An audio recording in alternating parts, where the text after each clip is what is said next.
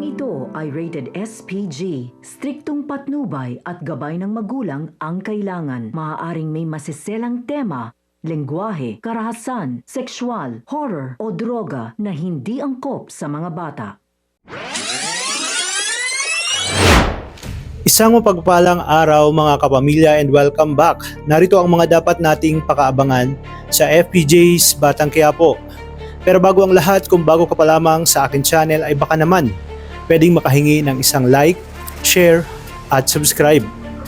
Unti-unti na ngang nagdududa sa Hector sa mga ikinikilos ni Ponggay at hindi rin siya naniniwala sa isinumi nitong report na mag-isa niya lang na tinapos itong si Rocky Boy. Malakas ang kanyang kutob na tinulungan siya ni Natanggol. Kaya simula noon ay personal niyang minamanmanan ang lahat ng kilos at galaw nito. Hanggang sa narinig niya na tinawagan ni Ponggay si Natanggol at tinanong ang kanilang bagong kinaroroonan o ang kanilang hideout.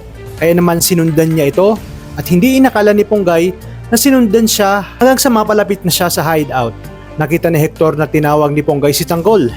Dito nga agad na tumawag ng backup si Hector dahil alam niya umano ang kinaroroonan ni Natanggol. Sa kabilang banda, pinakiusapan naman ni Tanggol ang kanyang nanay Tess na palihim na puntahan si Santino upang makausap si Santino dahil gusto ni Tanggol na magkita sila at siya mismo ang personal na magpapaliwanag na hindi siya ang pumatay sa mag-ina nito.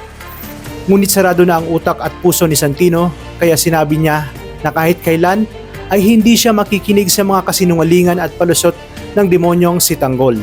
At para sa kanya, si Tanggol ang pumatay sa kanyang mag-ina.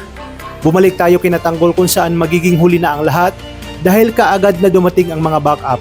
Sa likod sila dumaan ngunit naharangan agad sila. Dito na nagkaroon ng habulan at pakikipagpatintero hanggang sa magpang-abot nga sila sa isang mataong lugar. Marami sa mga kasamahan ni Hector ang nalagas habang si Ponggay naman ay kumampi kay Tanggol dahil pinaninindigan niya na ngayon ang kanyang ipinapakipaglaban. Wala siyang pakialam kung matanggal man siya sa serbisyo dahil ang importante ay lumabas ang buong katotohanan. Ngunit sa pagtatapos ng laban ay isa lang ang matitira kina Hector at Tanggol. Dito na nga matatapos ang kayabangan ni Hector dahil hindi na siya bubuhayin ni Tanggol. Kaya naman pakaabangan natin ngayong linggo ang mas maiinit pang tagpo dito lang sa numero 1 teleserye ng Sambayanan, ang FPJ's Batang Quiapo. Maraming salamat sa inyong panonood at pagpalain tayong lahat, kapamilya.